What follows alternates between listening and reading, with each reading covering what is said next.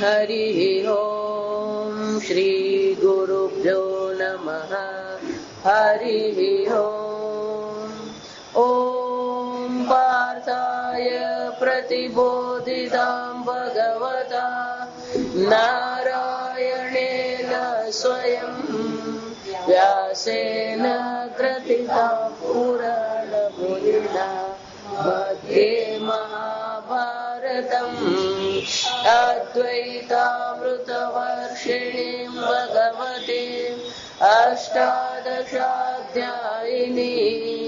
अम्ब त्वामनुसन्दधामि भगवद्गीते भवद्वेषिणीम् नमोऽस्तु देव्यासविशालबुद्धे पुल्लारविन्दायतपत्रनेत्र येन त्वया भारततैलपूर्णः प्रज्वालितो ज्ञानमय प्रदीपः प्रपन्नपारिजाताय स्तोत्रवेत्रैकपाणये ज्ञानमुद्राय कृष्णाय गीतामृतदुहे नमः। सर्वोपनिषदो गावः दुग्धा गोपालनन्दनः पार्थो वत्ससुधीर्भोक्ता दुग्धं गीतामृतं महत् वसुदेवसुतं देवं कंसचाणूरमर्दनं देवकी परमानन्दं कृष्णं वन्दे जगद्गुरुं भीष्मद्रोण तथा जयद्रथजला गान्धारनीलोत्पला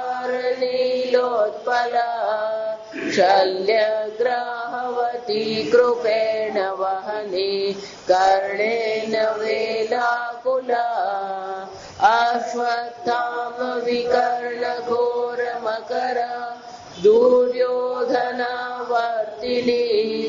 सोत्तीर्णा खलु पाण्डवैरणनदी कैवर्तकः केशवः पाराशर्यवचः सरोजममलं गीतार्थगन्धोत्कटं नानाख्यानककेसरं हरिकथा सम्बोधनाबोधितम् लोके सज्जन षट्पदैरहरः वेपीयमानं मुदा भूयाद्भारत पङ्कजं कलिवल प्रध्वंसिन श्रेयसे मूकं करोति वाचालं पङ्गुं लङ्घयते गिरिं यत्कृपातमहं वन्दे परमानन्दमाधवम् यं ब्रह्मा वरुणेन्द्ररुद्रमरुतः शृण्वन्ति दिव्यैस्तवे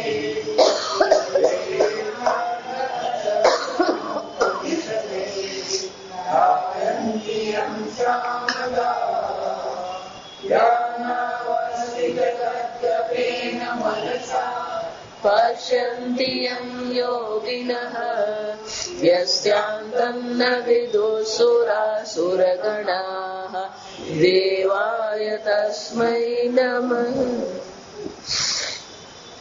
ॐ सहनाववतु सहनौ भुनक्तु सह वीर्यं करवावहै तेजस्विनावधीतमस्तु मा विद्विषावहै।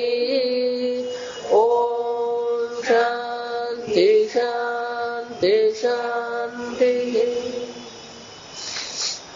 श्लोक नंबर 6। एतद्योनीनि भूतानि सर्वाण्यत्युपधारय अहं कृत्स्नस्य जगतः प्रभवः प्रलयस्तथा मत्तः परतरं नान्यत् किञ्चिदस्ति धनञ्जय મયि સર્વમિદં પ્રોતમ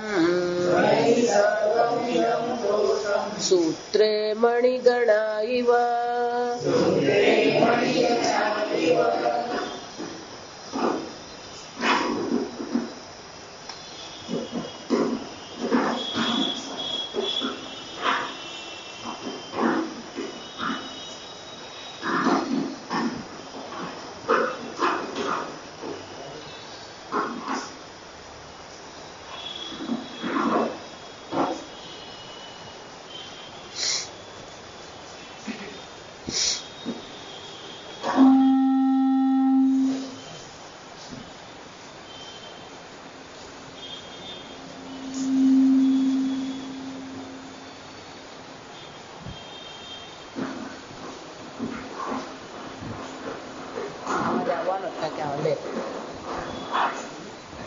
અનિલભાઈ તમે કઈ નહીં કરો,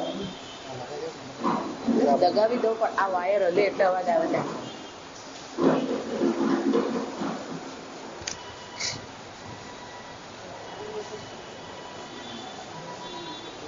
એતદ યોનિની ભૂતાની,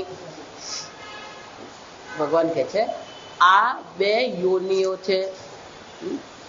ભૂતાની સર્વભૂતો, એ એતદ યોનિ ને એવું જયારે કહેવામાં આવે સમાસ છે. એતદ યોનિ એટલે શું છે? આ સમાસ છે.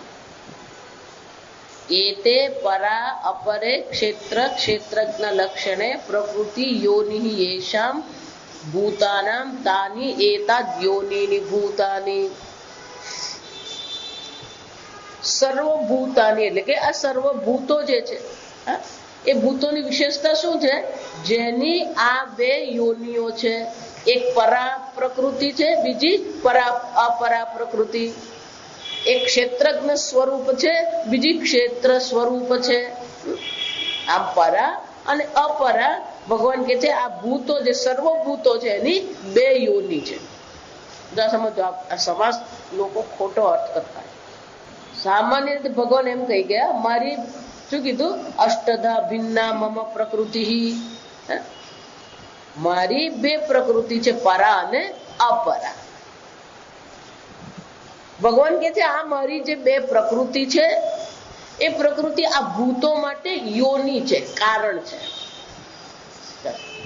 એતદ યોનિની પીતાંબર એમ જયારે આપણે કહીએ તો બે અર્થ થાય. પીળું વસ્ત્રને પણ પીતાંબર કહેવામાં આવે, અથવા તો શું છે? પીતમ અંબરમ યસ્ય સહ પીતાંબરઃ. જેણે પીળું વસ્ત્ર ધારણ કરેલું છે. નીલકંઠઃ, નીલમ કંઠમ યસ્ય સહ નીલકંઠઃ. જેનો કંઠ નીલ છે. ભાષામાં શું કહેવાય? પીતાંબર એમ જયારે કહેવામાં આવે ત્યારે અન્ય પ્રધાન છે. અન્ય પ્રધાન એટલે કે પીત અને અંબર એમ જે બે શબ્દો જે છે એ શબ્દોની પ્રધાનતા નથી. એ બે શબ્દથી અન્ય કોકનો એ નિર્દેશ કરે. રામપુત્ર, દશરથ પુત્ર, યશોદાનંદન, આવા શબ્દો છે. તો રામપુત્ર એમ જયારે કહેવામાં આવે તો ત્યાં શું થયું? રામસ્ય પુત્ર એટલે બીજો જે શબ્દ જે છે એની પ્રધાનતા ત્યાં છે.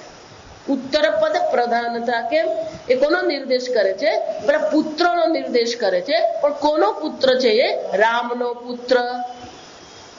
તો બે માંથી એક પ્રધાનતા છે. પણ જયારે બહુવ્રીહી સમાસ કહેવામાં આવે ત્યારે ત્યાં શું થાય છે? બંને જે શબ્દો છે એ શબ્દ કોઈ વસ્તુનો નિર્દેશ નહીં કરે, એ બે માંથી ત્રીજો કોકનો નિર્દેશ કરે. એમ એતદ યોનિની, એતદ, એતે શંકરાચાર્ય આપણે સમજાય. એતે એટલે બે દ્વિવચન. એતે પરા અપરે ક્ષેત્ર ક્ષેત્રજ્ઞ લક્ષણે. ત્યાં બધા રામ રામે રામ, રામ રામો રામાહ. વનમ વને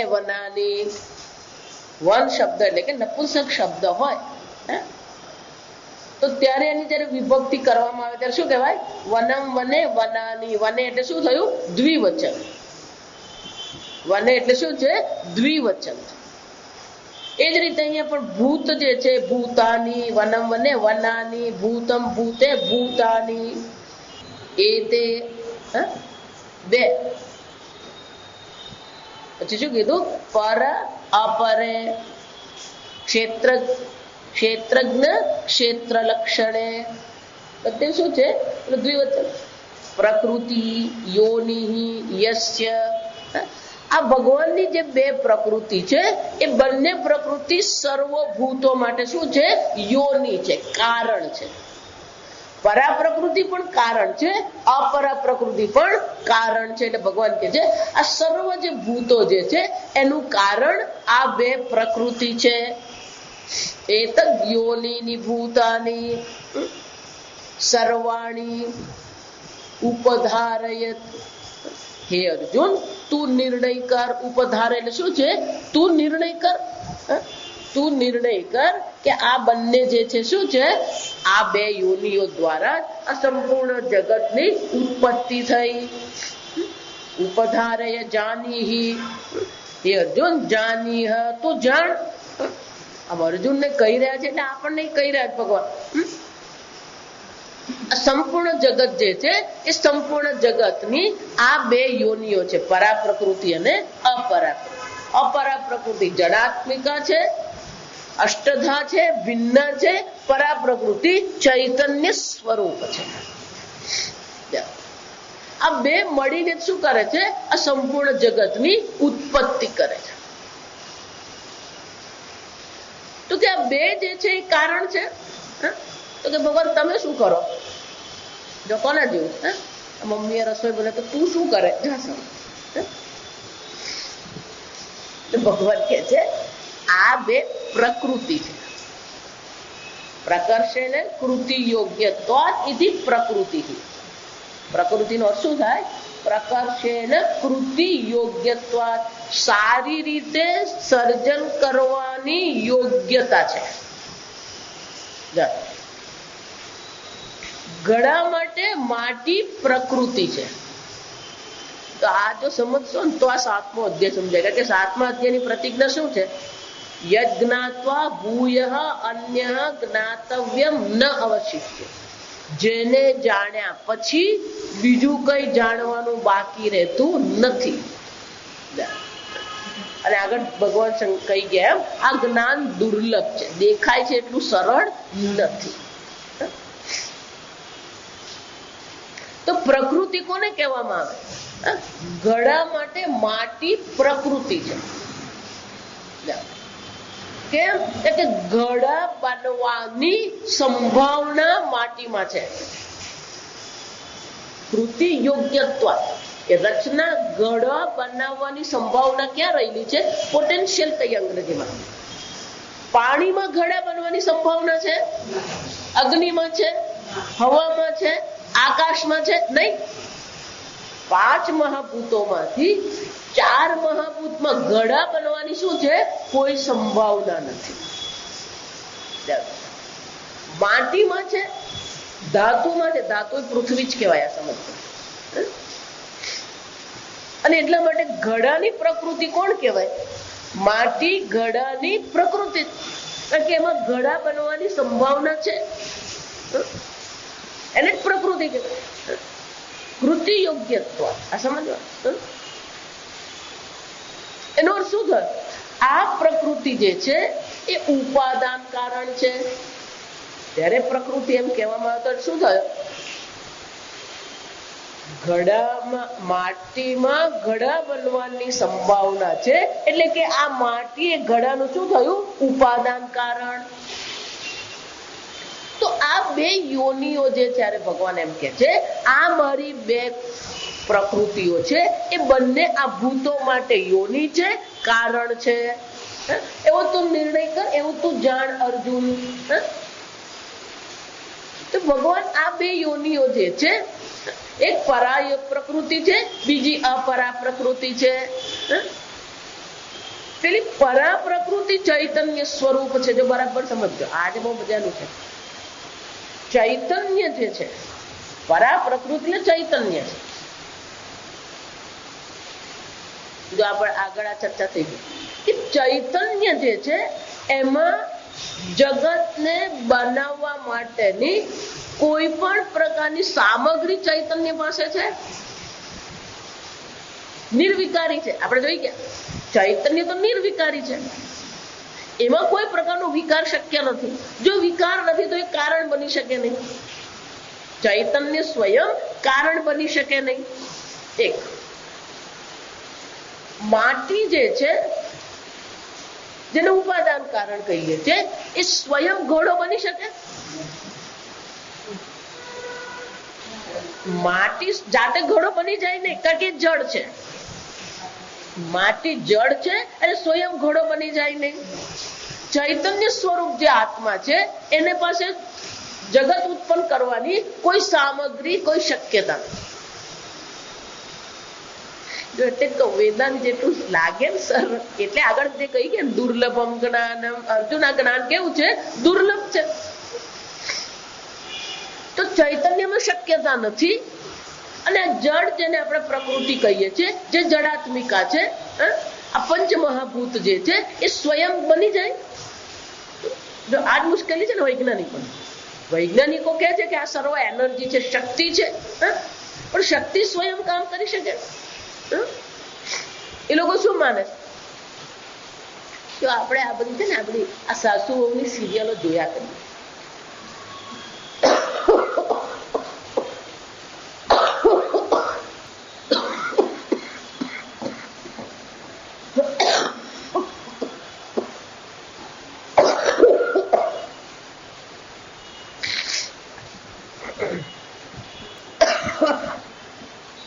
આ બ્રહ્માંડ કેવી રીતે ઉત્પન્ન થયું? એટલું જ નહીં, બ્રહ્માંડ ઉત્પન્ન થયા પછી આ ચેતન પ્રાણીઓ જે છે એ કેવી રીતે ઉત્પન્ન થયા? વૈજ્ઞાનિકો જે રીતે સંશોધન કર્યા અદ્ભુત છે. આ સમજો, આપણે વૈજ્ઞાનિકો નામ કરે ઉડાડી દઈએ ને, એમ નહીં. હું વારંવાર કહું કે પર્યાવરણને સાચવવું એ આપણી જવાબદારી છે. આ સમજજો. નહીં તો પેલા અકબર જેવી હાલત થવાની છે. અકબર ને બધું મારી પ્રજા બહુ પ્રમાણિક.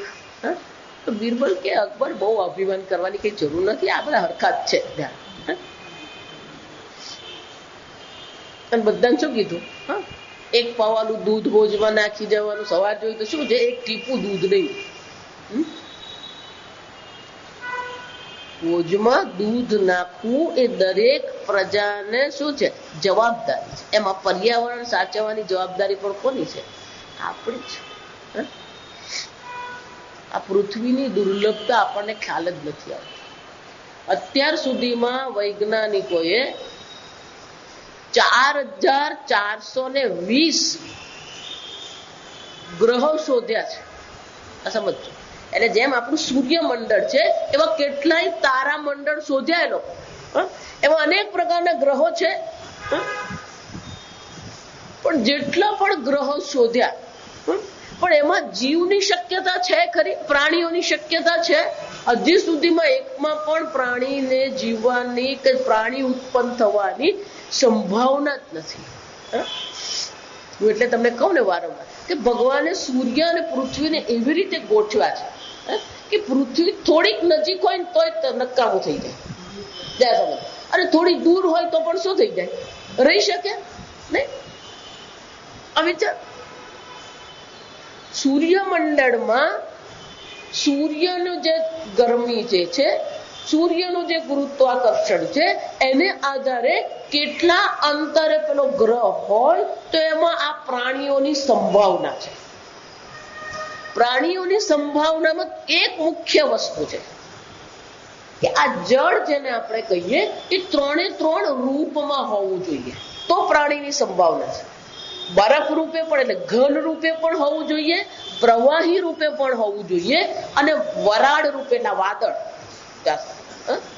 3 રૂપમાં પાણી હોય તો જ પછી શું થઈ શકે? આ પ્રાણીઓની સંભાવના છે. એટલે જેવો પેલો ગ્રહ જે છે એ ગ્રહનું જે તારો જે છે એનું કદ કેટલું છે, એની ગરમી કેટલી છે, એને આધારે શું નક્કી કરવું પડે?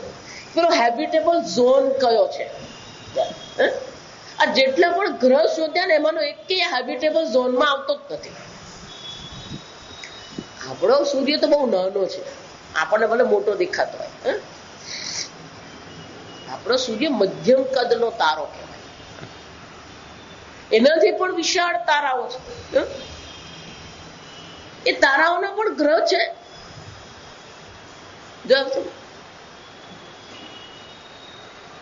વિચારવાનું છે કે આપણને ભગવાને આ પૃથ્વી બનાવીને આ પૃથ્વી પર ભગવાને આપણને જન્મ આપ્યો, એ ભગવાનની બહુ મોટી કૃપા છે. વિચાર. પણ એને આપણે ક્યાં વેઠીએ છીએ? વેડફી નાખીએ છીએ. આ ખાધું, પેલું ખાધું, લગ્ન ગયા, પેલા ત્યાં ગયા, અને એને જ આપણે શું માનીએ? ત્યારે આપણે બહુ મોટું જીવન જીવી નાખ્યું. માતાજી બંગલો બનાવો ને પગલા પાડો, અને તારો બંગલો બને ઉતા મોટી દાળ મારી દીધી તે. પણ લોકો તો એટલું અભિમાન હોય ને, જે રીતે લોકો વાતો કરે ને, પણ આ ભગવાને જે પૃથ્વી બને એને તું સાચવી શકે છે? આગળ મેં તમને કહ્યું, કેલિફોર્નિયામાં આગ લાગી, 4000 એકરનો જંગલ બળીને રાખ થઈ ગયો. વિચાર. 12મી જૂને આપણે ત્યાં વરસાદ પડે અને 30મી જૂને હજી કઈ ઠેકાણા જ નથી વરસાદ. એક જવાબદારી ભર્યું જીવન હોવું, તત્વજ્ઞાન મેળવવું છે, ઈશ્વરને જાણવું છે, પણ આપણું જીવન કેવું છે? મૈયા સક્ત મના, આ ભગવાન બધું કઈ ક્યાં ગયું? પૂજ્ય સ્વામીજી બહુ સરસ અમને કહી કે જેટલો ઈશ્વરનો જીવનમાં પ્રવેશ થતો રહેશે એટલું જ તમારું જીવન શાંત અને પ્રસન્ન હશે. જ્યારે પણ જીવનમાં દુઃખ આવે એટલે સમજી લેવાનું આપણે ઈશ્વરથી વિમુખ થઈ ગયા છે. દુઃખનું કારણ આ છે કે આપણે ઈશ્વરથી વિમુખ થઈને રહીએ છીએ. ઈશ્વરને સન્મુખ થવાનું આપણે શીખ્યા જ નથી. અને બાળકોને આપણે શું શીખવીએ છીએ? જો વિચાર, બાળકોને કેટલા સંસ્કાર આપણે આપીએ છીએ. જેણે આ જગત બનાવ્યું, જેણે આ જગતનું સંચાલન કરી રહ્યો છે, એના વિશે આપણે બાળકોને કંઈ શીખવ્યું છે? નહીં. એટલે જ હમણાં પેલું બહુ સરસ મજાનો મેસેજ આવી ગયો કે વરસાદ કેમ પડતો નથી, કે આ અંગ્રેજી માધ્યમની જેટલી શાળાઓ છે ને એને કારણે જ આ વરસાદ પડતો નથી. કે કેમ? તો કે આ બાળકોને આપણે શું શીખવતા હતા? આવરે વરસાદ, ઢેબરિયો વરસાદ. હવે પેલો શું શીખવે? ગો રેઇન રેઇન ગો અવે, જોની વોન્ટ્સ ટુ પ્લે. એટલે આ બધા શું ગાય? રેઇન રેઇન ગો અવે. પછી નીચે બહુ સરસ લખેલું, જા તમે. હા નહીં, નીચે બહુ સરસ. આમ પણ ભગવાન બાળકોની પ્રાર્થના પહેલા સાંભળે. પહેલા તો પેલો વરસાદ પડતો ને તો આપણે બાળકોને રમવા મોકલતા. ત્યાં રમ્ય. જો હકીકત છે, વરસાદના પાણીમાં બાળકોને ભીંજવવાથી ભલે શરદી થાય, જો સમજો, પણ એની ઇમ્યુનિટી સિસ્ટમ ડેવલપ થાય. આપણે પેલું સાચવી.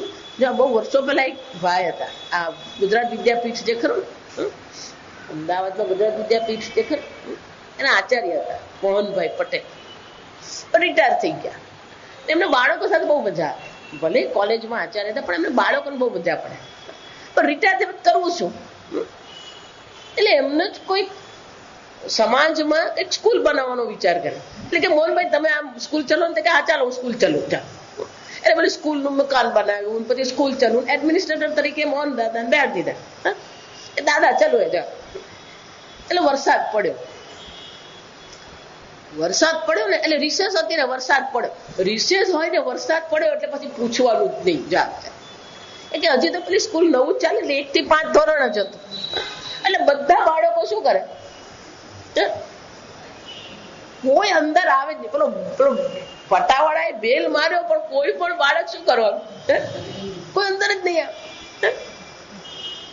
એટલે પેલા બધા ટીચરો પેલા ઓટલા પર ઉભા રહીને બૂમા બૂમ કરે. એટલે પેલા મોહનભાઈ કઈ કામ કરતા, એકદમ જોયું એમને શું થયું કે છોકરાઓ આવતા જ નહીં. તે કઈ નહીં, કે રમવા દો. પેલો એક કે નાના સાહેબ એમ કે આ બધા એમ કે ભીજા થઈને અંદર આવશે ને આખી સ્કૂલ બગાડી નાખશે. કે ભલે બગાડે, જાશે જો વિચાર, આપણે જે બાળકોને રમવા જ દેતા એટલા બધા પકડી રાખીએ, માનસિક રીતે, બૌદ્ધિક રીતે આપણે એ લોકોને શું કરી રાખ્યા છે? બાંધી રાખ્યા છે. જો સમજો, મુક્તિ તો બાળકોને કઈ ખબર જ નથી. મુક્તિ કોને કહેવાય, વેકેશન કોને કહેવાય ને એ લોકોને ખબર નથી. આ સમજો, વરસાદમાં રમવું એ આનંદ છે. આ સમજો, વરસાદ પડવું એ ભગવાનની કૃપા છે. વૃષ્ટિ એ શું છે? ઈશ્વરની કૃપા છે. ઈશ્વરની કૃપા વિના વરસાદ નહીં પડે. આપણે આ બધું ત્રીજા અધ્યાયમાં જોઈ ગયા.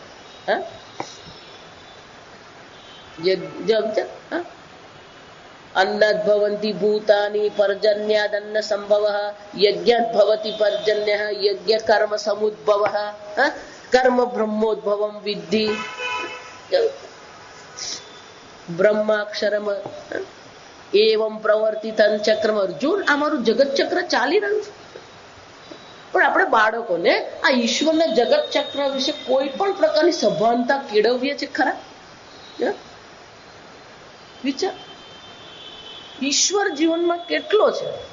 આપણે ઈશ્વરની વિમુખતા જે છે, ઈશ્વરની સન્મુખતા આપણામાં આવવી જોઈએ. ભગવાન જયારે એમ કહી રહ્યા છે કે અષ્ટધા ભિન્ન પ્રકૃતિ, તો પછી આ ભગવાનની પ્રકૃતિથી અનુભૂતિ છે આપણામાં. સવારના વિરાટ પુરુષ તરીકે જે ભગવાન વર્ણન કરી રહ્યા છે, એ વિરાટ પુરુષ જે છે એ અનુભૂતિ છે કે નહીં આપણામાં? ઈશ્વરની અનુભૂતિ આપણને થઈ કે નહીં? અને સંસ્કૃતમાં બહુ સરસ કહેવાય કે ઈશ્વરના સાનિધ્યનો તમને અનુભવ થાય છે કે નથી થતો? એટલે ભગવાન કહે છે એ તદ્યોનિની ભૂતાની. અર્જુન, આ યોનિઓ જે, આ પ્રકૃતિ જે છે, આ બે પ્રકૃતિ એ સર્વભૂતોની યોની છે. પણ આ બે જે છે, એક જળ છે, એક ચૈતન્ય છે. પણ આ બે જે છે, એકમાં કોઈ શક્યતા જ નથી. કેમ? કે એની પાસે સામગ્રી નથી. અને એક જળ છે, ઘડો આપોઆપ, માટી આપોઆપ ઘડો બની જાય નહીં. અને એટલે ભગવાન કહે છે કે આ બે જે છે, જો બહુ સમજવાનું છે, બે સ્વયં જગત બનાવી શકે. ભલે યોની છે, કારણ છે, પણ બે સ્વયં કંઈક કરી શકે નહીં. અને એટલે બીજી પંક્તિમાં ભગવાન શું કહે છે? અહમ કૃષ્ણસ્ય જગત પ્રભવ પ્રલયસ્તથા. આ બધું કરવા વાળો, નાટક કંપની ચલાવવા વાળો કોણ છે? અહમ. ક્યાં સમજો? બે યોનિઓ છે ખરી, પરા અને અપરા, પણ એનું નિયંત્રણ કરનાર કોણ છે? હું છું. માયામ તું પ્રકૃતિમ વિદ્ધિ માયિનમ તું મહેશ્વર. આ સર્વનું સંચાલન કરનાર કોણ છે? હું ચૈતન્ય આત્મા, સચ્ચિદાનંદ આત્મા જે છે, હું જે ઈશ્વર છું, એ જ આ જગતનું ખરેખર તો કારણ છે. અને એટલે ભગવાન સ્વયં કેવું પડ્યું? અસ્માદ મમ પ્રકૃતિ યોનિ કારણમ સર્વભૂતાનામ અતઃ અહમ કૃષ્ણસ્ય જગત સમસ્તસ્ય જગત પ્રભવ ઉત્પત્તિ. આ સંપૂર્ણ જગતની ઉત્પત્તિ ક્યાંથી થઈ છે? મારામાંથી અર્જુન થઈ છે. જગ એક જળ છે, એક ચૈતન્ય છે, બે ભેગા. ત્યાં બે ભેગા કેવી રીતે થયા? જળ અને ચૈતન્ય બે ભેગા થઈ શકે નહીં. અને એટલે ભગવાને કેવું પડ્યું અહમ કૃષ્ણસ્ય જગત. ભલે આ બે યોનિઓ છે, આ બે કારણો છે, પણ આ બે કારણનું પણ સંચાલન કરનાર તો કોણ છે? હું ઈશ્વર છું. હું ઈશ્વર જે છે એ શું કરી રહ્યો છે? જેમાંથી આ જગતની ઉત્પત્તિ થઈ છે, આ જગતનું સંચાલન કરનાર પણ હું જ છું. પ્રભવ પ્રલય વિનાશ પ્રકૃતિ દ્વય દ્વારેણ અહમ ઈશ્વર. હું ઈશ્વર જે છે, આ બે પ્રકૃતિઓ દ્વારા આ સંપૂર્ણ જગતની ઉત્પત્તિ કરું છું. સંપૂર્ણ જગતનો પ્રલય કરનાર હું છું. આગળ મેં કહ્યું એમ શક્તિ જે છે એ સ્વતંત્ર રહી શકે નહીં, અને શક્તિમાનની ચેતનની જરૂર પડે. અને એ ચેતન કોણ છે? એ હું છું. મારા વગર આ શક્ય છે જ નહીં અર્જુન. તો કે પણ આ ઉપાધિ છે. જો બહુ સરસ છે, આ ટીકાકાર બહુ સરસ સમજાવે કે આ બે જે પ્રકૃતિ જે છે એ પ્રકૃતિ સ્વયં કારણ બની શકે નહીં. કે કેવી રીતે? યથા જીવ વ્યાપ્તા દેહસ્ય, કે આ મનુષ્ય શરીર જે છે, આ સમજો, આ તર્ક બહુ સરસ છે, કે આ મનુષ્ય શરીર છે એની વિશેષતા છે, આ મનુષ્ય શરીરની વિશેષતા છે કે એ નવા નવા પાપ પુણ્ય ઉત્પન્ન કરી શકે, કારણ કે કર્મ કરવાની સ્વતંત્રતા છે. તો કે પણ આ મનુષ્ય દેહ કરી શકે? નવા નવા પાપ પુણ્ય જે ઉત્પન્ન કરવામાં આવે છે, પુણ્ય પાપ ક્રિયાકરણ શક્તિ, તો કે આ દેહમાં છે, દેહમાં રહેલા જીવ છે, આ દેહમાં એ શક્યતા છે કે જીવ એમાં રહી શકે છે. તો મનુષ્ય દેહ સ્વયં નવા પાપ પુણ્ય ઉત્પન્ન નહીં કરી શકે, પણ શું છે, એમાં રહેલો જીવ જે છે, જીવ વ્યાપ્ત્યા, જીવ દ્વારા આ દેહ વ્યાપ્ત છે, અને એટલા માટે શું થઈ રહ્યું છે, નવા નવા પાપ પુણ્ય ઉત્પન્ન થઈ શકે છે. તો પાપ પુણ્ય ઉત્પન્ન કરવાની જે આ દેહમાં શક્તિ જે છે, એ શક્તિ કોને કારણે છે?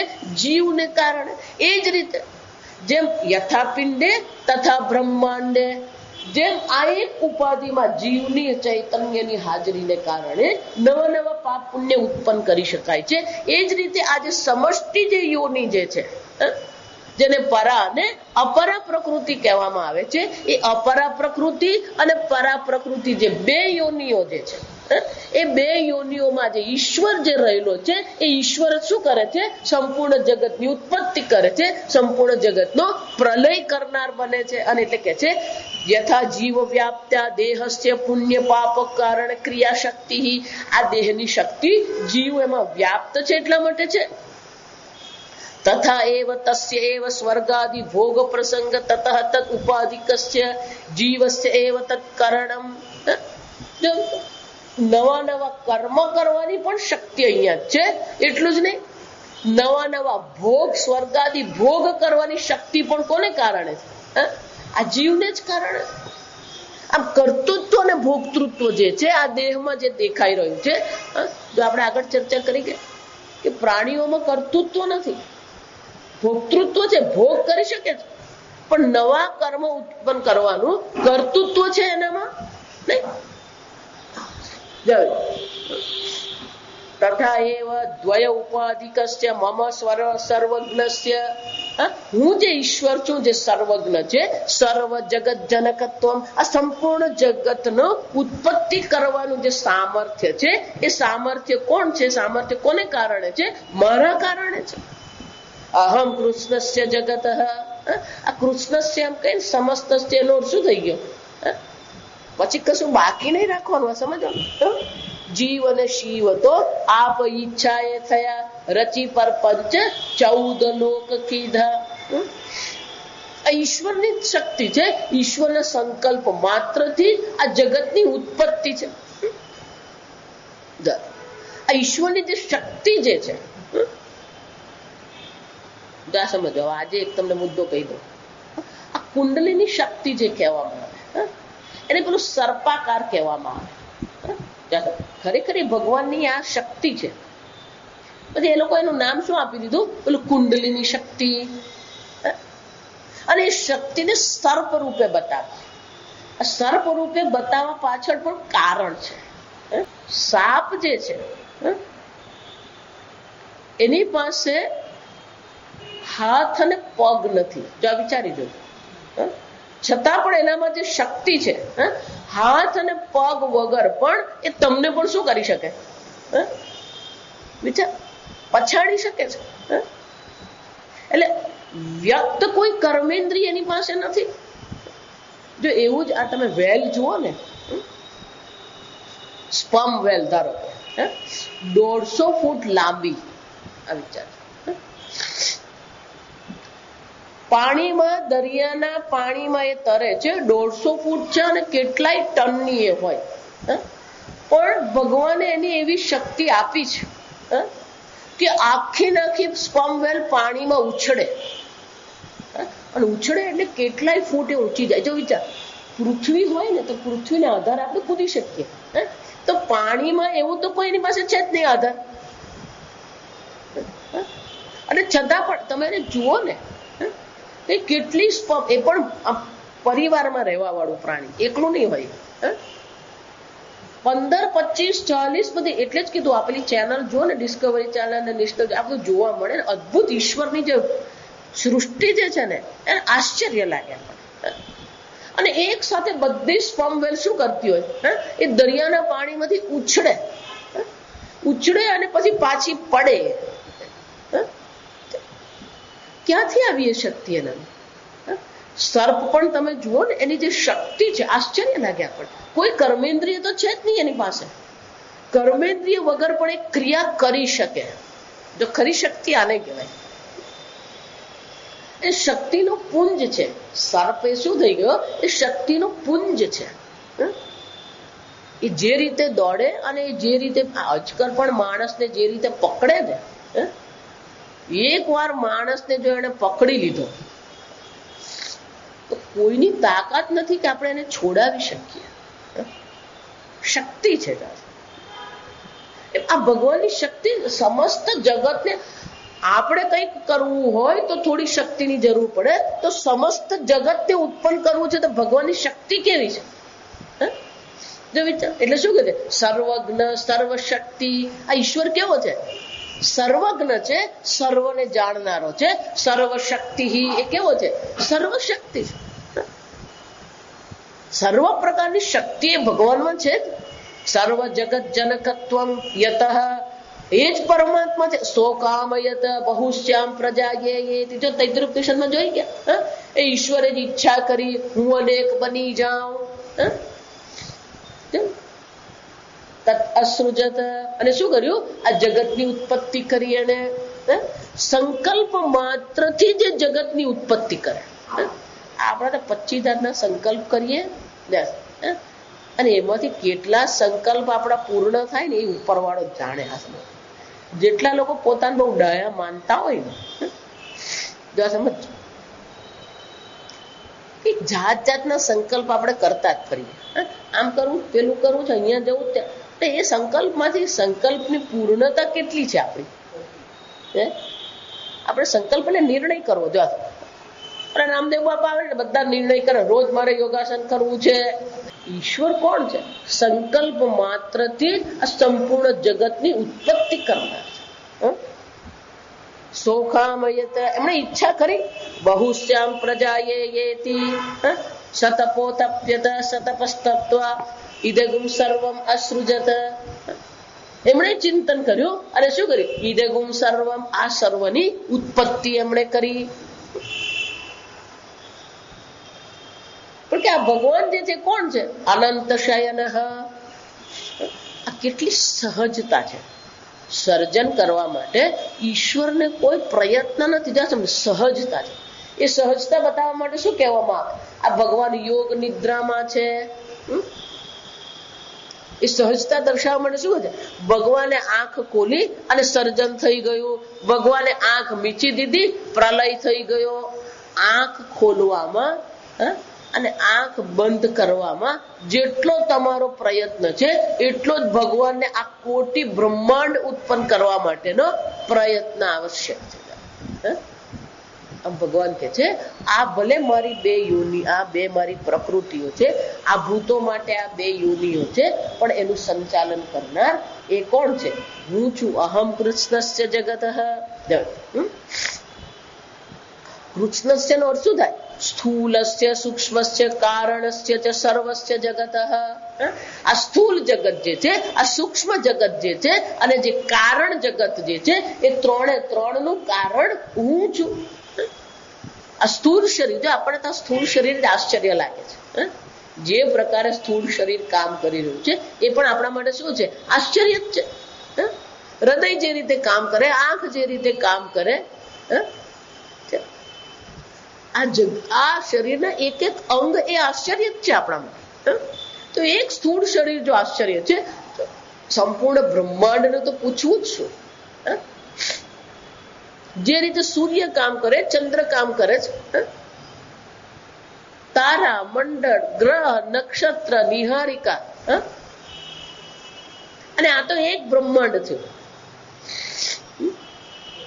ભગવાન તો શું કરે છે? કોટી કોટી બ્રહ્માંડ નાયક. એક બ્રહ્માંડ નહીં. અને એક બ્રહ્માંડ એટલે આપણે દેખાય ને 14 લોક વાળું એક બ્રહ્માંડ. અને એવા શું છે? કોટી બ્રહ્માંડ નાયક ભગવાન. એટલે પેલો અનંત શયન જે ભગવાન છે ને, વિષ્ણુ ભગવાનનું એક રૂપ શું છે? અનંત શયન પદ્મનાભ ભગવાન કહીએ. એટલે ત્યાં વર્ણન છે કે આ ભગવાન જે અનંત શયન છે કે કોટી બ્રહ્માંડ એટલે શું? એટલે વર્ણન કરે જાય કે ભગવાન આ રોમ કહેવાય, હાથ પર અને પગ પર એને શું કહેવામાં આવે? રોમ કહેવામાં આવે. અને આ રોમ જે આપણે જે કહીએ છીએ એ રોમ ને ત્યાં ખાડો હોય. જ્યાં પણ આ રોમ હોય ત્યાં શું હોય? નાનો ઝીણો ખાડો હોય. હવે ભગવાન જો વિરાટ સ્વરૂપ છે તો ભગવાનનું જે છે ને રોમ કૂપ એને શું કહેવાય? રોમ કૂપ. કૂપ એટલે કૂવો, ઊંડો ખાડો. એટલે પેલું વર્ણન શું કરે કે ભગવાનના રોમ કૂપમાંથી એક રોમ કૂપમાંથી કોટી કોટી બ્રહ્માંડની ઉત્પત્તિ થાય, કોટી કોટી બ્રહ્માંડની સ્થિતિ છે અને કોટી કોટી બ્રહ્માંડનો લય થઈ રહ્યો છે. આ સમજો, આ તો એકમાંથી છે તો પછી બાકીના તો ગણતરી ક્યાંથી આવે? જો એટલા માટે આ અંગ્રેજી છે ને મુશ્કેલ છે, કારણ કે અંગ્રેજીના કેટલાક શબ્દો જ ગેરમાર્ગે દોરે. યુનિવર્સ, વિશ્વને શું કહેવામાં આવે? યુનિવર્સ. આ યુનિ એટલે એક કહેવાય. એટલે એ લોકો નિર્ણય જ કરી દીધો આ એક જ બ્રહ્માંડ છે. પછી આપણે જયારે કોટી બ્રહ્માંડ ની વાત કરીએ એટલે આપણે શું, આપણે શાસ્ત્ર તો બધું કલ્પના કર્યા કરે. જો વૈજ્ઞાનિકે કીધું એક જ જગત છે, પણ તને કોણ કીધું? વૈજ્ઞાનિકોએ પોતે, ખગોળશાસ્ત્રીએ પોતે કબૂલ કરવું પડે કે આ એક જેમ બ્રહ્માંડ જે છે, જો એક બ્રહ્માંડની શક્યતા છે તો પછી શું થવું જોઈએ? આવા પેરેલલ સમાંતર અનેક બ્રહ્માંડો હોવા જોઈએ. એને શું કહેવાય?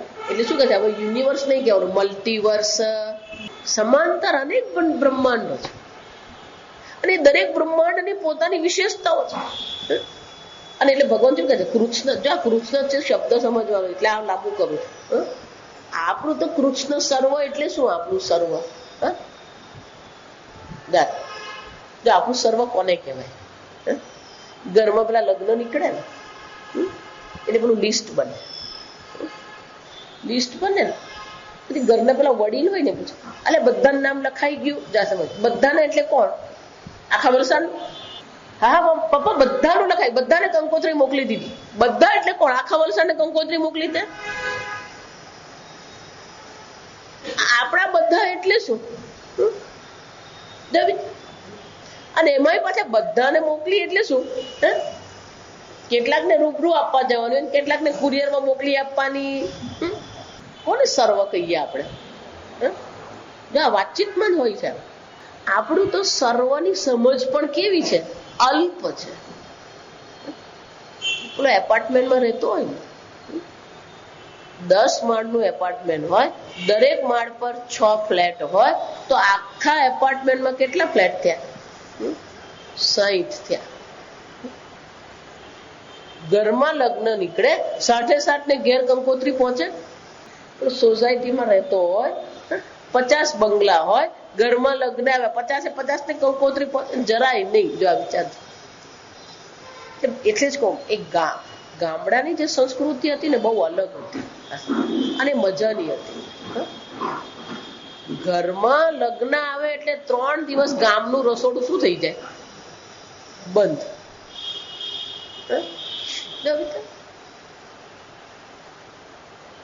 એ એકતા હતી. હવે આપણે શું થઈ ગયા? ભાગલા પડી ગયા. એટલે આપણી સમસ્ત કૃષ્ણ એમ જયારે કહેવામાં આવે, કૃષ્ણસ્ય જગત એમ જયારે કહેવામાં આવે, સમસ્ત જગત એમ કહેવામાં આવે તો એ સમજવું પડે આપણે કે સમસ્ત કોને કહેવાય. જળ, ચેતન, પર, અપર અનેક બ્રહ્માંડ છે. કોટી બ્રહ્માંડની ભગવાન ઉત્પત્તિ કરી રહ્યા છે. એટલે આ જ બ્રહ્માંડની અનેક બ્રહ્માંડની ભગવાન શું કહે છે? ઉત્પત્તિ કરનાર હું છું અને પ્રલય કરનાર પણ હું જ છું. અને જો ઉત્પત્તિ અને પ્રલય કરનાર ભગવાન છે તો સ્થિતિ કરનાર પણ કોણ છે? હું જ છું. જો આ પ્રલય કેમ ભગવાન કેવો પડે આ સમજો. આપણે ઉત્પત્તિ તો કરીએ, મનુષ્યની મુશ્કેલી ક્યાં છે? પ્રદૂષણ કોને કારણે છે? ઉત્પત્તિ તો કરીએ છીએ પણ નાશ કરતા આવડતું નથી. પ્લાસ્ટિક બનાવી તો દીધું, ગાડી બનાવી તો દીધી, કોમ્પ્યુટર બનાવી તો દીધું, ટીવી બનાવ્યા, પણ હવે એનો નાશ કરવો હોય તો ઉત્પત્તિમાં આપણે બધા કેવા છે? બહુ કુશળ છે, પણ જ્યાં નાશ કરવાનો આવે ત્યાં શું થઈ જાય? આપણા ભારતના લોકો છે બહુ ભગવાન ભરોસે. જો આ હકીકત તમને કહું, ઘરમાં રેફ્રિજરેટર આવે ને, કંપની વાળો બિચારો પેલો 40-50 પાનાનું પુસ્તક હોય, કોણ ખોલે? કોણ વાંચે? એમાં લખ્યું હોય આ ફ્રીજ કેવી રીતે વાપરવાનું. આપણ કઈ દે, આપણે ખાલી એક જ વસ્તુ જો ઠંડુ થાય કે નહીં.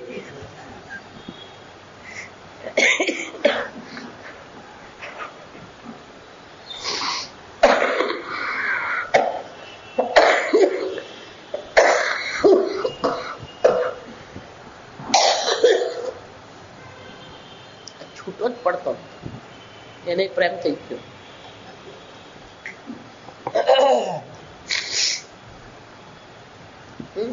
ગાડી લાવીએ, ચાલવી જોઈએ.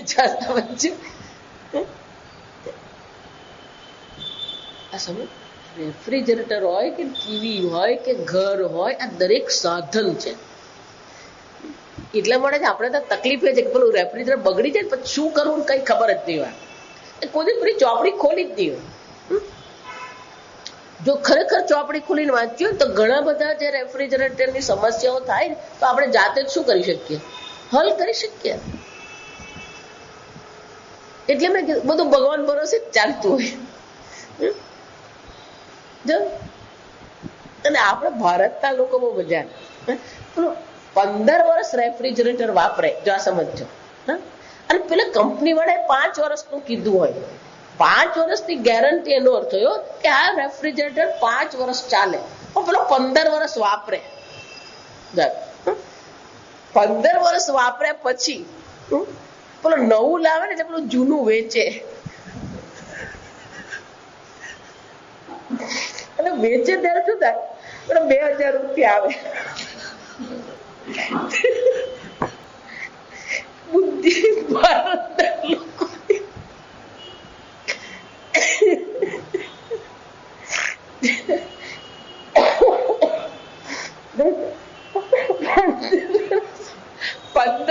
વાપરી કઈ નહીં, કેટલા આવ્યા?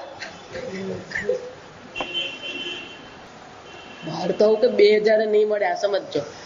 ત્યાં તો શું કરવાનું? ટીવી નવું લાવે જૂનું શું કરી દેવાનું? બહાર મૂકી દે. એટલા માટે એટલે પેલું નવું આવે ને એનો આનંદ કરતા દુઃખ એને વધારે હોય. કેમ?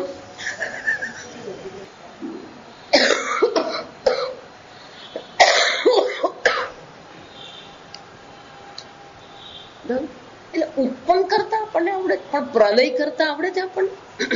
ટીવી બનાવ્યું ખરું, સંચાલને કર્યું, પણ એનો નાશ કરવો હોય તો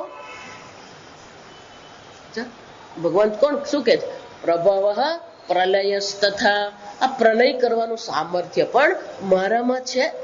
જો એટલા માટે કહું, આ જગત જે રીતે ચાલી રહ્યું છે ને, આપણો આશ્રમ કોયમ્બતુરના જંગલમાં છે. કોયમ્બતુર કહીએ ખરા, કોયમ્બતુર થી 42 કિલોમીટર જંગલમાં આશ્રમ છે. આ દરેક જંગલની પોતાની ઇકોસિસ્ટમ. ઇકોસિસ્ટમ એટલે એ પોતાની રીતે ચાલતું હોય. તમારે ત્યાં ખાતર નાખવાની જરૂર નથી, તમારે ત્યાં પાણી પીવડાવવાની જરૂર નથી, તમારે ખાતરને ત્યાં જમીનને ખેડવાની જરૂર નથી. એની રીતે જ ચાલતું હોય. ગરમી પડે એટલે બધું સુકાઈ જાય, સૂકું ભટ્ટ હોય. 1 અઠવાડિયું વરસાદ પડે એટલે શું થઈ જાય? બધું એકદમ લીલું છમ. અને પછી જે પુષ્પો ત્યાં આવે ને આપણને આશ્ચર્ય થાય. જો એ પોતાની રીતે શું કરે છે, ખાતર નહીં તમારે નાખવાની જરૂર નહીં પડે. આપણે પેલું 25 વખત ખાતર નાખીએ ત્યારે 2 ફૂલ થાય. બે વિચાર, આ આપણી ઉત્પત્તિ. ભગવાન છે આપણને હસાવે. જા વિચાર, આશ્રમમાં રહ્યા ને પછી પેલું આશ્રમ જંગલ હોય ને, બધું ઘાસ હોય, અને ઘાસ હોય ને જંગલ એટલે પછી ત્યાં સાપ હોય ને વીછી હોય ને બધું જ હોય. એટલે પછી સ્વામીજી કહે કે બધું આટલું ઘાસ સાફ કરવું બધું બહુ મુશ્કેલ પડે. એટલે જે લોકોને પોતાના રૂમ હતા ને દરેક રૂમ સ્વામીજી અડીને બનાવે, જુદા જુદા બનાવે. એટલે દરેક રૂમની સામે તમે જો 10 બાય 10 ની રૂમની સામે પાછળ 10 બાય 10 નો ખાલી જગ્યા તો હોય જ. એટલે પેલી ખાલી જગ્યા હોય ને સ્વામીજી કે તમારી ખાલી જગ્યા છે ને ત્યાં શું કરવાનું કે તમે જ કંઈક રોપો ને તમે કંઈક કરો, દરેકે બાગ બનાવવાનો. એટલે પછી સ્વામીજી કીધું ચાલો જેને જે જોઈતું હોય તો કહી દો, પણ નર્સરીમાંથી શું કરવાનું, છોડ લઈ આવવાના, પછી કાળજી તમારે કરવાની. એટલે બધા પોતપોતાની રીતે બાગ બનાવે. જાય હા બોલો બાગ બનાવ્યો અને પછી બાગ બનાવીને રોજ જોઈએ ફૂલ થયું નહીં. પછી વરસાદ પડ્યો ને, એટલે વરસાદ પડે એટલે મેં કીધું ને બધું ઉગી નીકળે. તમે 1 મહિનામાં જુઓ ને તો બધું ઉગી નીકળ્યું હોય. એટલે ઉગી નીકળ્યું તો પેલા વાડ તો બનાવવી જ પડે, કારણ કે ત્યાં જંગલી પ્રાણીઓ ને હાથીઓ ત્યાં ખૂબ છે. આને કટ્ટીનો અર્થ જ એ થાય, હાથીના ધણને જ આને કટ્ટી કહેવાય. અને ત્યાંના હાથી તમે જો એટલે આવડા મોટા મોટા તો માથા એના 10 ફૂટ તો એની હાઈટ હોય. એટલે પેલી વાડ બનાવી હોય ને તે વાડની ઉપર વેલા ચડી જાય. એટલે વરસાદ પડે એટલે બધા વેલા વાડ પર એટલા ચડી ગયા હોય. અને પછી તમે જુઓ ને તો એના પર જે સફેદ, આપણે જ્યાં જોઈએ આપણે જેમ કહીએ ને એવા જ પ્રકારનું પણ જુદું સફેદ રંગના જ થાય. તો તમે જુઓ તો પાંદડે પેલા ફૂલ હોય. એટલે અમે વિચાર કરીએ કે આટલું ખાતર નાખીએ તો અમર થતા જ નથી. પેલે ત્યાં શું થઈ ગયા, ઢગલા બંધ ફૂલ. એટલે સ્વામીજી પછી કોઈક જઈને વળી ડાયું કોઈ કોઈ સ્વામીજી અમે બાગમાં આટલું બધું પણ ફૂલ થતા જ નથી, પેલા વાડ પર કેટલા બધા ફૂલ થયા. એટલે સ્વામીજી કે ચાલો ફૂલ જોવા જાય, પણ જઈએ જોઈએ બધા. એટલે સ્વામીજી કે he is laughing at you. ભગવાન તમારે શું કરી રહ્યા છે, આ મજાક ઉડાવી રહ્યા કે જો તું કરે છે ને તું કર્યા વગર મેં કર્યું. જો સમજો પ્રભવ પ્રલય, આપણે શું કરીએ છીએ વિચાર. અને એની સુગંધ તમે એ પુષ્પની જુઓ ને, એટલી સરસ સુગંધ. તમે ત્યાંથી એમ ચાલતા જાઓ ને તો એની સુગંધ તમને ખબર પડે. કોણ એને પાણી નાખે, કોણ એને ખાતર નાખે, જાઓ વિચાર. અને ગરમી પડે એટલે બધું સુકાઈ જાય. એ સુકાઈને જે પાંદડા પડે એ જ એને માટે ખાતર બની જાય. રિસાયકલિંગ, આ વિચાર ભગવાન જે રીતે રિસાયકલિંગ કરી રહ્યો છે એ આપણે કરી શકતા નથી. અને એટલે ભગવાને કહ્યું વૃક્ષસ્ય પ્રલય, આ પ્રલય કરવાનું સામર્થ્ય પણ અર્જુન મારામાં છે. ઉત્પન્ન જ કરું છું એમ નહીં, સંચાલન કરવાનું પણ સામર્થ્ય મારામાં છે. અને સંચાલન નહીં, પ્રલય કરવાનું સામર્થ્ય પણ અર્જુન મારામાં છે. આ કરનાર હું છું. ભલે આ 2 કારણો છે, 2 પ્રકૃતિ કારણ છે, પણ ખરેખર કરનાર તો કોણ છે, અર્જુન હું છું. ઉત્પત્તિ પણ ભગવાન કરી રહ્યા છે, સંચાલન પણ કોણ કરે છે, ભગવાન કરે છે. વિચાર આમ આ ભગવાન પોતાની શક્તિ, પોતાના સામર્થ્યને અહીંયા પ્રગટ કરી રહ્યા છે કે સંપૂર્ણ સમસ્ત જગત જે છે, સમસ્ત બ્રહ્માંડ જે છે એનું પ્રલય કરવાનું પણ સામર્થ્ય મારામાં અર્જુન છે. આપણે આપણા બાળકોનું સંચાલન નહીં કરી શકીએ, આ સમજો. આપણે ગમે એટલું એને સમજાવે ને પેલો ના કરીને ઉભો જ રહી જાય. આમ સંચાલન કરવું એ આપણા માટે તો અઘરું છે, નાશ કરવો તો એનાથી અઘરું છે. એ નાશ થતો નથી ને એટલે જ આ પ્રદૂષણ છે. આ સમજો, જો નાશ કરતા આપણને આવડતું હોત ને તો આટલું પ્રદૂષણ નહીં થતે. પ્રદૂષણ એટલા માટે થાય છે કે નાશ કરી શકતા નથી. અને એટલે ભગવાન કહે છે સમસ્ત જગતનું જે છે આ પ્રલયનું કારણ પણ હું જ છું. અને એનું શું થાય, નિમિત્ત કારણ પણ હું જ છું, ઉપાદાન કારણ પણ ખરેખર તો અર્જુન હું છું. આ 2 યોનિઓ છે ખરી, પણ ખરેખર એ 2 યોનિઓમાં કારણ જે છે એ કોણ છે, નિમિત્ત અને ઉપાદાન કારણ ઈશ્વર, અર્જુન હું છું. અને એ હું જે છું, સમજો આવતી વખતથી આપણે જોઈશું કે એ જેમ પેલો ઘડો બનાવે અને કુંભાર અલગ હોય એમ હું કઈ એનાથી અલગ નથી, આ જગતથી ભિન્ન કોઈ વિશેષ શક્તિ નથી. અને એટલે ભગવાન શું કહે છે, જેવી રીતે પેલા મણીઓ જે છે એ સૂત્રમાં પરોવાયેલા હોય એમ આ સંપૂર્ણ જગત કોની અંદર પરોવાયું છે, મારી અંદર પરોવાયું, મારાથી ભિન્ન આ જગત નથી. એનો અર્થ શું થાય, આ જગતની ઉત્પત્તિ કરનાર પણ હું જ છું અને જગત હું બની ગયો. તદ અસૃજત તદ અભવત, જગતની ઉત્પત્તિ કરી અને હું જગત બની ગયો. જગત બની જ ગયો, જગત બનીને જગતનું સંચાલન કરું છું, જગત બનીને જગતનો હું નાશ કરનાર છું. આમ ભગવાન કહે છે કે હું ઘડા અને કુંભારની જેમ અલગ નથી, પણ શું છે, એક અદ્વિતીય બ્રહ્મ માત્ર છે. આગળ આપણે ફરીથી મળીશું. લગભગ બીજી 25 ઓગસ્ટ નક્કી કરી લઈએ. આજે 1 જુલાઈ થઈ, આવતા મહિને ઓગસ્ટમાં ફરીથી આપણે મળીશું. પહેલા અઠવાડિયામાં પહેલા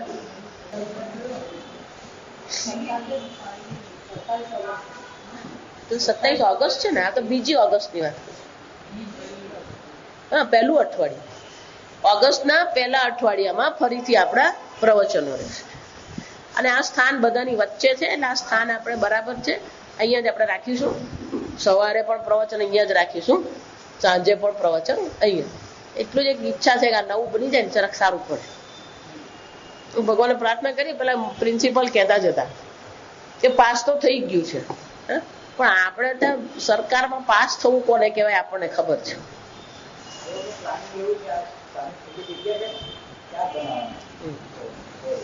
સરસ, સરસ. આપણે ઈચ્છા કરી પેલો હોલ જલ્દી બની જાય તો આપણને સારું પડે. આ બધું ખટપટ અનિલભાઈ કરીને આપણને મેળવી આપ્યું સારું છે, કારણ કે મધ્યમ જ. ઓમ સ્વસ્તિ પ્રજાભ્ય પરિપાલયન્તા ન્યાયેન માર્ગેણ મહિમ મહેશાઃ ગોબ્રાહ્મણેભ્ય શુભમસ્તુ નિત્યં લોકા સમસ્તા સુખિનો ભવન્તુ કાલે વર્ષતુ પર્જન્યઃ.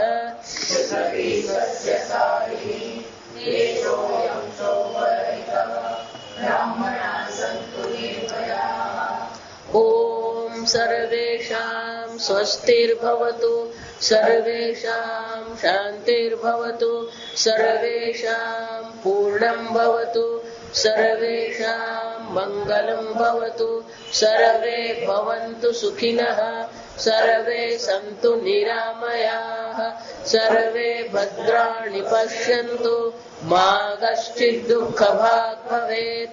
અસતો મા સદ્ગમય તમસો મા જ્યોતિર્ગમય મૃત્યોર્મા અમૃતંગમય. ઓમ પૂર્ણમદ પૂર્ણમિદં પૂર્ણાત પૂર્ણમુદચ્યતે પૂર્ણસ્ય પૂર્ણમાદાય પૂર્ણમેવાવશિષ્યતે. ઓમ શાંતિ શાંતિ શાંતિ. હરિ ઓમ શ્રી ગુરુભ્યો નમઃ. હરિ ઓમ.